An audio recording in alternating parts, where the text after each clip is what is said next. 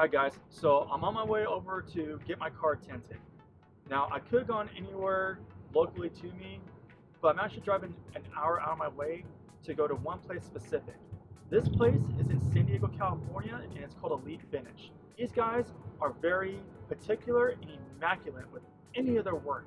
And it's the only place I would trust any of my vehicles to go to. So there's three types of tints that we can go with today. The first is a carbon window tint.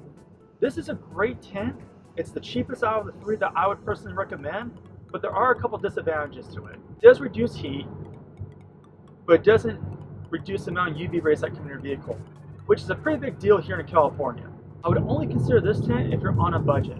Second most popular kind of tint, and it's the one I hear about all the time, is the crystalline tint. This is a very popular option here in California, and the reason why it's so popular is that when you put this film on, you don't need to darken your vehicle whatsoever. It's a clear tint, and what's great about it is it still reduces heat and UV rays without darkening the vehicle. So you don't have to worry about a fix-it ticket by the cops. Last type of tint we're going to talk about, and it's the one I'm personally buying today, is a ceramic tint. Now when we're talking about the tint, this is the highest quality tint you can buy. It contains ceramic particles that are non-conductive.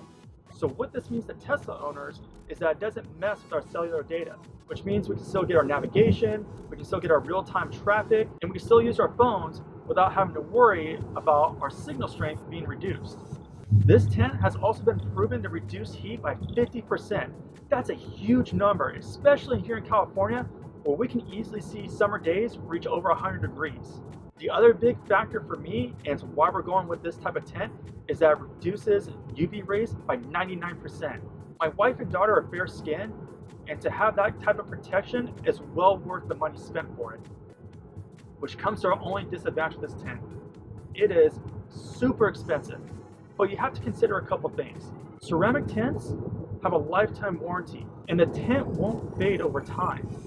And because it does have that 99% UV protection, it means that you need to spend less time trying to take care of the interior of my vehicle.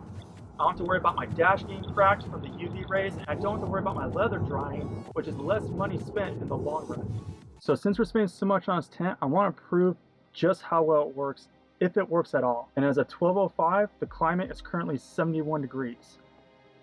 You see it right here.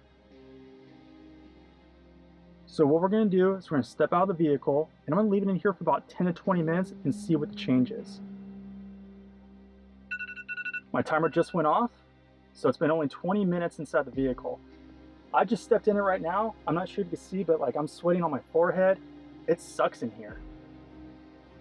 And I look at my car, and I'm not sure if you can see it right here. It says 96 degrees. So when we first started this, the car was 72 degrees. We're up to 96. In 20 minutes, we went up 24 degrees. You do the math on that, that's 1.2 degrees every minute.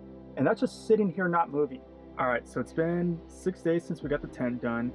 Today is actually a little bit hotter than the day we recorded how the car was without the tent. So we're gonna do another 20 minutes and see if anything's changed. Currently the car's temperature is 73 degrees and the weather here today in Southern California is 86 degrees. The sun is literally right above our heads. Yeah, we're gonna give it 20 minutes and see what happens from here. Okay, so 20 minutes is up. Honestly, I could feel the heat a little bit the last 2 minutes. Where the sun is right now, it's directly coming into the windshield, and I can definitely feel a little bit on my chest, but as far as the sides go, I don't feel a single thing, which is great. The way tints work as it is when you're actually driving, it helps cool the car down and help with the tint and help reduce the amount of heat. So just to sit here like this, it was a quick little experiment.